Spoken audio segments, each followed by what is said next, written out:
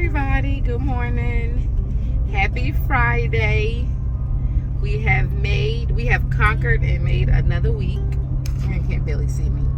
I gotta go get me a dashboard stand, because in my old truck I can put it like it was set up different, but now in this truck I need something. I need something new. But me and Barry, we're on our way to the doctor. Barry has to go to the doctor today. He had a cold like 2 weeks ago, and you know Barry is asthmatic, and I can't stop the wheezing. We've been doing albuterol. We've been doing his steroid by the pump.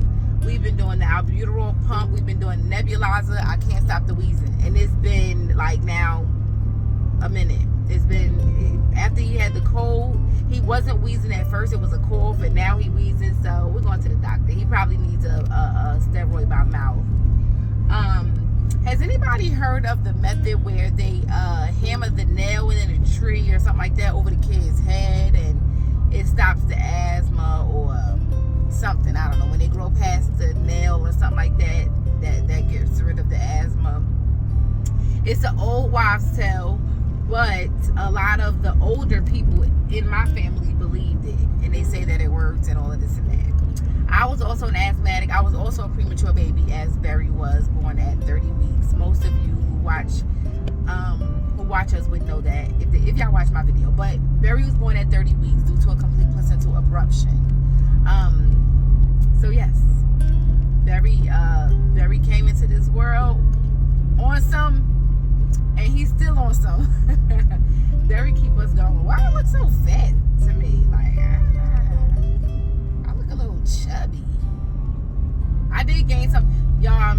So after I had Barry, for like the first year, I was a solid 180, about between 180 and 185, because my weight kind of go up and down, and it usually stayed between 180 and 185. When I went through what I went through a few months ago, I got down to 169. I had a mental health crisis. I'm not gonna say a crisis, but I had some mental health things going on. The doctors think or say that it had something to do with postpartum. It was a little bit after Barry turned 1. And although I've dealt with postpartum in almost all 7 of my pregnancies, or all 6 of my pregnancies, this one was different. So like with Barry, being that he was born at 30 weeks, and he did a 7-week NICU stay, I really didn't get a chance to cope or deal with the postpartum. Like I was running every day, literally every day, nonstop. From the time I came from the time I got released from the hospital, I was all until I brought him home. I had him August the 12th. I brought him home I brought him home October 1st. Yeah, I brought him October 1st. Is that right? I think that's right. Anyway, I was running every single day. If it wasn't for me, it was for him. If I didn't have, because that was the first time, like, after I had him, because of how traumatic the delivery was and everything that went on, I went to the doctor almost every day for like the first 2 weeks that I came home. Not every day, but like when I first came home, I had like 3 appointments the first week, and then I had like 3 appointments the next week. I had to go to the surgery center because they had to have I had to have a IV or whatever in my in a vein in my neck, in the jugular vein or near the jugular vein or something like that, just so they can get to my heart. And I thought it was bothering me, like the wound was bothering me, and it like it was kind of like getting infected. So it was a whole bunch of stuff I had to do, put it like that, outside of running to just the gynecologist and different doctors. But I didn't really get a chance to deal with my emotions. I wasn't with the kid's dad. He was there for like the first. So when everything happened that morning, he doesn't live in the house, right? But that morning he came. By the time he got to the hospital, I was already in ICU. My surgery was over. I had to have 4 pints of blood, so they put me on a ventilator, so my body can rest and all of that.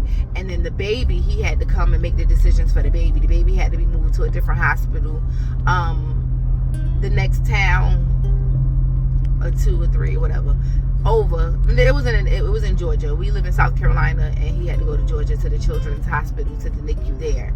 And the dad came to sign papers and make all the decisions for that. So I really didn't get a chance. So when I got out the hospital, when I woke up, I was already on it. Like, when I woke up in ICU, I was vented. I was like, She was like, you want to write? Because I was scared. I'm like, wait a minute. And then, on the ventilator, if you've never been on one, I hope you haven't. But if when you breathe on the ventilator, when you try to breathe on your own, it's so heavy. It's like books were sitting on your chest, because you trying to breathe this, pumping this. It was too much for me. Take it off. I know I can breathe on my own. Take it off. So, they had to go through the whole protocol of calling my doctor, letting my doctor know that so they had to call my gynecologist, or the OB, same thing, whatever, to tell her what was going on. Then they had to get my doctor in the ICU. He came in, he assessing, he looking. I'm like, take it off. I can breathe. I know I can breathe. That's what I'm telling him. That's why I'm looking at him, saying my eyes. He don't know me, so he's probably like, So then they called respiratory. I woke up like 7, and I didn't get the ventilator. I didn't get off the ventilator until like 9 something. And then when I got off the ventilator, I was calling my kids. I was calling their NICU. I was calling everybody. Girl, the caseworkers from the hospital was coming up. And I mean, like, everybody was like so stunned. It was like, we're so glad you're here. Y'all thought I was going to die? Oh, nah. So, yeah. But anyway, I didn't have the chance. I didn't get to go through everything, my postpartum. So my postpartum kicked in later. And then even when I brought Barry home, it was like straight to business. Let me make sure, because I brought him. I had a 12-week leave from work. He was in the NICU for 7 weeks. Then I brought him home. I had 5 weeks left. But you already know, when you bring a NICU baby home, it don't stop there. They got to go to appointments every other week. Not every other week. Every week. Because now this one got to look here. This one got to look there. This one got to go over here, because this one thing did. It was so much. I am coughing. He seemed better today than he's been in a minute. I should have moved over a little bit. All right, let me run in here. I'm going to be back. Say hey, Daddy. Say hi. Hi. You're being good in here today so far. Look at the fish tank. You want to go see the fish? Yeah. Go ahead. Come on. Let's go see the fishes.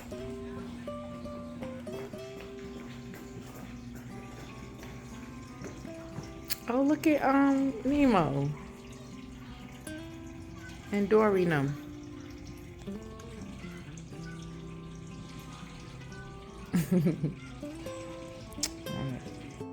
All right, guys, we're back.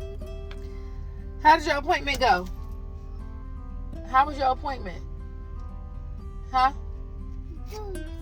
I don't know what he's talking about. He usually say good. But we just got done with every appointment. It took about an hour.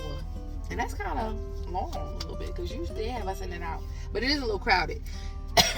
Not bad still for an hour. Considering for us as adults, we go and sit for 5 hours. But anyway, so she said that he sounds junky. He didn't see his pediatrician. He saw the other pediatrician and partner at the office, which I like her too. Another one of the kids saw her, and she's good. But she said that he sounds junky, and not just like all over. Both of his lungs just sound a mess to her. It wasn't like one-sided, where that's basically like pneumonia would sound one-sided, and he'll have fevers. Can you hush? He doesn't have a fever. He hasn't been running a fever. He just kind of sounds junky. And like I told her, with the cold situation, so she did put him on a steroid for 5 days. She did give me Singulair, right? So y'all know TikTok rules the world. Y'all know, like, we find out everything on TikTok. And I was watching this. Jameer. Barry. Hush. I was watching this lady say that she was giving her kids this medicine for years or whatever, and found out that it causes depression, all this and that. So I asked her about it. She was like, yes. She was like, they have used Singulair for years, and just in the last, I think she said year, I can't remember, or two, that they put a black box label on it, basically saying that it caused this different thing. So what she said her experience has been like it caused nightmares and stuff like that. She said she used it for her son. Sometimes I think doctors be lying and making up shit, be saying they use it for their son and kids. I don't know if she got kids, so I can't say yeah, you right. But anyway, she said that I don't have to use it all the time, just with a flare-up, because it's been shown that it kind of helps with the flare-ups. So I'm gonna do my research. I'm gonna get the medicine filled, but I'm gonna do my research first. Because how do you tell different things in a 2-year-old? You know what I'm saying? You don't. And I told her I'm not a big medicine pusher. I'm not a pill pusher. We're not gonna do medicine. I do have a herbal tea that I can give him, but he doesn't drink it. So the last time I gave it to him, I had to give it to him in a dropper, and it did okay, but then after a while he starts to spit it out and it just become aggravating. Same thing with the medicine though, you know what I'm saying? So I may just try my herbs. I may put him on I may give him the steroid though, because definitely at this point I can hear it. But we definitely gonna do some natural herbal stuff to see if I can get him clear. But yeah, so that was Berry appointment. I'm going back. Y'all know yesterday was my birthday. I don't know if I said it in my video earlier, but I turned 36. Cheers to 36 years. Woohoo! So I'm not doing anything today though, but I did get dressed. I look cute. Let me show y'all. I look real cute to me. Hold on. Let me see. I'm gonna see if y'all can see me. Y'all know my hair, unless y'all know how to chop it off. But see, look. Kicks of the day. Kicks of the day. Can you see it? Kicks of the day. So yeah, I feel real cute, y'all. So me and Berry might go get us something to eat. Hold on. Look at Berry. Hey, Berry. Me and Berry, you know what? I'm not gonna get nothing to eat because I took out some chicken. I want to do some wings in the I want to roast them, make some hot wings with some ranch and blue cheese. That's what I want. So what I'm gonna do, but I want some hash browns from Cracker Barrel. So I'm gonna go to Cracker Barrel and get some hash browns. Their hash brown casserole is the bomb. You hear me? I gotta wait for his medicine too. So I had forgot about that yesterday. I was like, dang, I'm gonna have to wait for his medicine. Normally it don't take long, but it's cold season, so it may. And then we just gonna go home. I want to go home and take me a nap, because that's what I want to do. You know, like as we get older, I'm closer to 40. I'm grateful, but I'm just like, ain't no way I'm almost 40 years old. But I be needing rest. You alright? I need rest. I like when I be having free time, downtime, you know what I'm saying? What you want to do, Jamira? Get in the bed, lay down, watch a movie, eat, you know? So that's my, that's what I like to do. But yeah, so we're going to wait for this medicine for a little while. And I'm going to go by Cracker Barrel and get these hash browns. And me and Berry didn't eat, so that's what we're going to eat. So we might check in a little bit later. I want to box braid my hair, right? That little edge, I don't know what's wrong with that. But I'm trying, huh? What you say? He said me and Berry eat. He repeated me. I might go to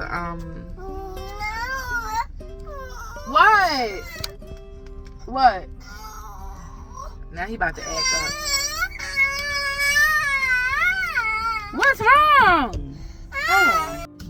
He cutting up like that because I said me and Berry eat, and I started driving away. So I guess he thought we was gonna eat right there. So I had to give him his little snack. Ooh, the kids. I'm getting too old for this. The kids be stressing me out. The little kids stress me. All of them, shit. The big ones too.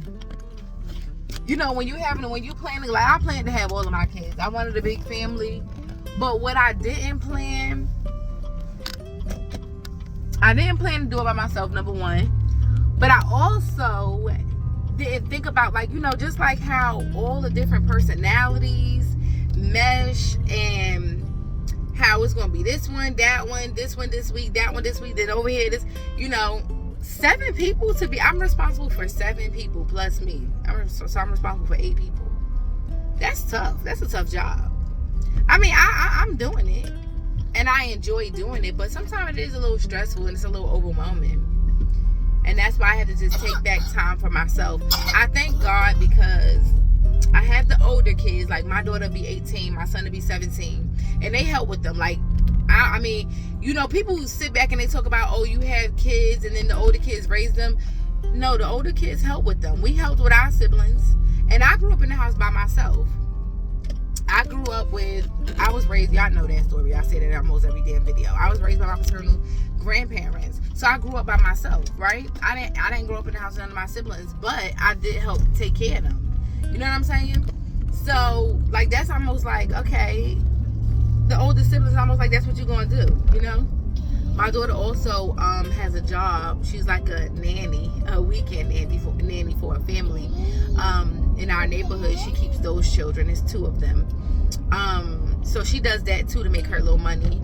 And I give them money. Hell, I take care of them. So, you know, we ain't got to explain that. But I'm just saying, you know, I thank God because they help me a lot with my kids. They give me a break, you know. Their dad is a financial provider. So he'll give whatever. He'll give and buy anything, but he doesn't spend time. He's a birthday and a holiday dad. That's what I call him. Not a bad guy, but just wasn't raised right. He's, you know, he caters to the family that he came from, not the family that he made. All of my children have the same dad. I was with my kid's father. I met my kid's father when I moved down south. And we were together. I started dating him when I was 16 years old. I had my first child when I was 18. So, you know, we were young having kids. And, you know, my mother, you know, as per usual, mothers see things that we don't see or maybe even understand. And my mother told me that he would never choose me over his family.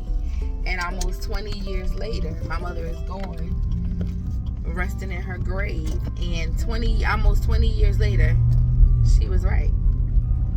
So that's heavy. I think about that a lot because it's almost like I wasted my time. I don't regret the children. I love my children, but who wanna raise children primarily by themselves? Now, how do I get in here? Oh, I think I gotta turn right here. Yep, I gotta turn right here. So yeah, but I'm learning to let go and release and not be bitter. He didn't come from a good family. They don't help, or, you know, and it's not saying that it's their job to, but you know how it is. Grandmothers, aunts, and stuff like that. You know, you think they want to be a part, but they don't like me and I don't like them. So, hey, that's all. It's all good too. It's no hard feelings. I don't take they shit though. I'm gonna tell you that. I don't take shit off nobody. Not even my own family, because my family ain't shit either. Let's be real about that. You know, I'm learning that everybody has their experience and opinion of a person and of people. You know, you may meet my family, you may meet his family and love them to death. I don't fuck with them. And I gotta stop cursing. I be cursing so bad sometimes. I just kind of want to be in and out of this Cracker Barrel. And I just want the hash browns. I don't want nothing else out of here. But yeah. I'm learning too that life is what you make it. If you dwell on the BS, that's what you're going to have all the time. I got to put y'all over here. I'm trying to park. I'm sorry. I got to get me a stand. I'm going to go get me one. I might look this weekend. Maybe that'll be a birthday gift to myself. I'm not getting out yet. So yeah, life is what you make it, right? And if people don't treat you how you want to be treated, if people don't make you feel how you want to feel, Cut their ass off. It don't matter if it's your mother. It don't matter if it's your father, your sisters, your brother. If people don't treat you right, distance yourself from them. You know what I'm saying? A lot of people think you're supposed to cater to their feelings and emotions, and they don't give a fuck about yours, right? Or they want you to sit back and take their shit, and they ain't taking none. No, I'm not doing that. Not doing it. I've raised these kids by myself. I've been through hell and high water when I looked around by myself. My mother has helped me through a lot. You know what I'm saying? But a lot of stuff I had to go through on my own. I went through on my own with my kids by myself. Am I mad about it? It just taught me a lot. It built me. I'm strong. You know what I'm saying? I try to teach my kids. And another thing I try to teach my kids, especially these boys, do not be no sorry ass man. Don't no woman want no sorry or no weak ass man. You know what I'm saying? I feel like I'm always spitting, excuse me. The older I get, I'm getting these bags. Or maybe they're not bags, but they look like, it look like, what are those? I don't know what that's called.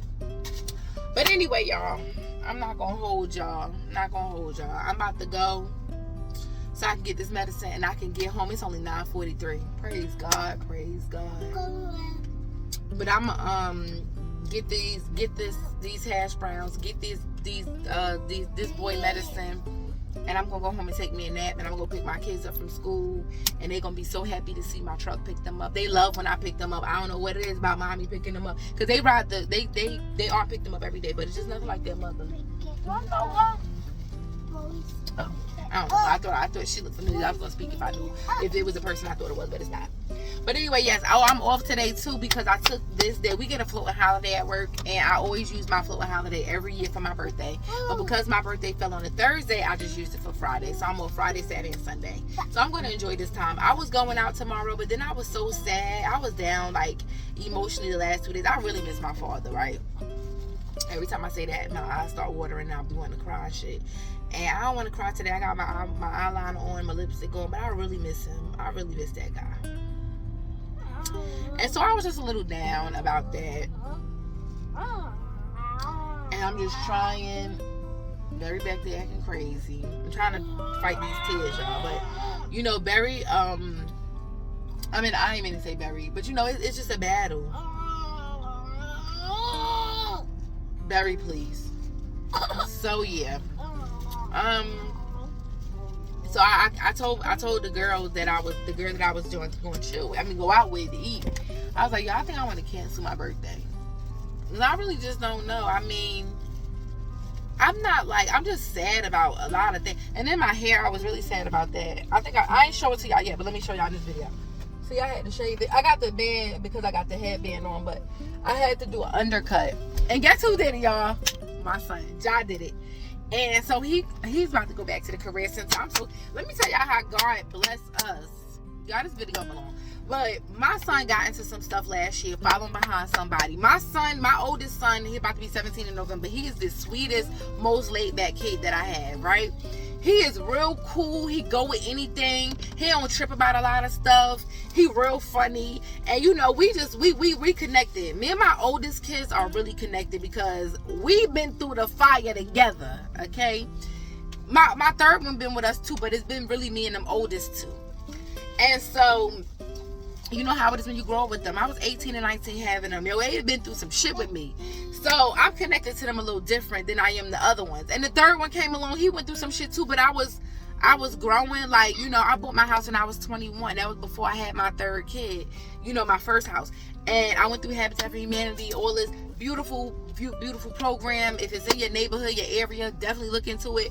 But my oldest two went through everything with me. They went through everything with me. So we connected. But anyway, my son went through some shit. My brain be going too fast, so I'll be going all over the place. But anyway, my son went through some shit last year, following behind his friend or whatever, or trying to be a loyal friend, look out for people. He got expelled from school last January. He was out of school from January on. He just started back to school this year. he was in the 10th grade. He had to start this year as a 10th grader.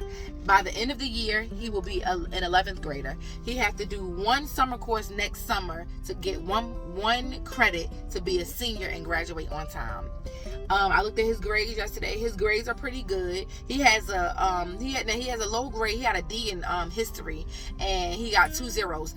And I had to ask him about that. He said he's going to fix that today. He's going to go talk to them. I don't know what was going on. But I let them bigger ones handle their own stuff because I'm not going to be here all the time to help you. It might not be accessible to come save you every time. So learn how to sink or swim for yourself. So, but he's doing good. I'm so proud of him. And the students at the Career Center in our the high school kids can go to Career Center to pick up different trades like cosmetology, barbering. My daughter's doing CNA. So he did barbering. He was put out of the program, of course, because, and we paid a lot of money. Let me tell y'all how my team came together. We needed $400 in, I think he told me, the Wednesday. 2 days. We needed $400. I only had $200 to give at that time, right? My father gave $100. I think my aunt gave $50. Matter of fact, no. I did $100. His father did $100. My father did $100, and my aunt did. I think my aunt did something. I can't remember. Anyway, however it go, we had $400 by Friday. It's because my son told us the last minute that he had got accepted, which we never even seen an acceptance letter, right? We didn't know. Anyway, he got put out. He got all this stuff. Long story short, the kids advocated, and we have to go to a meeting next Monday, and he'll go back. He'll be able to get back in. I don't know if he's gonna, because like now, because he got expelled from last year, he's on like a probation where like the district, it's a lady from the district, like she go check up on him and stuff. But he was always a good kid, good laid back kid. No prior disciplinary actions, never been kicked out of school, nothing. One bad decision got him expelled from school. So talk to y'all kids about that. I told him, you don't have no fucking friends. Because if the roles was reversed and you needed help, your friend wouldn't help you. It's basically a fight. And his friend was fighting. He wasn't trying to get in the fight. He was trying to break it up. You can clearly see it on camera. But the boy hit him. The Mexican guy, it was like black kids, first Mexican kids. And the guy hit him. And like he fell. He didn't even hit the guy back. It shows he got up after the boy hit him. The boy hit him. He fell. He got up and then he stood to the side. Still expelled him. That goes to show you the society that we live in, especially when it comes to our black and brown boys. Because all of those boys, the Mexican and the black boys, were done wrong. And even though, okay, wait a minute, I don't have any more cookies. I got to go in the store and get it. Drink your milk. He drinking out of a pink cup. Don't judge me. He got like 5 or 6 cups. That's the one I could find. That's the one he's drinking out of. But, yeah, so our black and brown kids and people, I don't know why we can't stick together. You know what I'm saying? Stop saying no. He's trying to say no, and now he's saying no. Anyway, I told him, God will bless you. Stay on the right track. Turn to God. Pray to God. Ask God to guide you, and God opened up doors for him. That don't bring tears to my. It makes me so proud and so happy because my son is just really humble. He's a really humble kid. He's a comedian too, but he's a good kid, and I thank God for that. Now my third one, he's taking me through the fire. Man, we gonna work on him too. He don't get it. The thing is, they don't get in trouble in school. They just lazy as hell. All of them. Oh, that's Chicago, Jameer. But y'all, I ain't gonna tell you what I was just looking for. My phone, and it's recording me. But all right, y'all. I hope y'all enjoy the rest of y'all day. Be easy, be safe, be blessed. And don't forget to pray, because prayer really changes things. And it'll give you a peace that you couldn't have otherwise, right? So y'all have a great day. All right. Y'all be safe.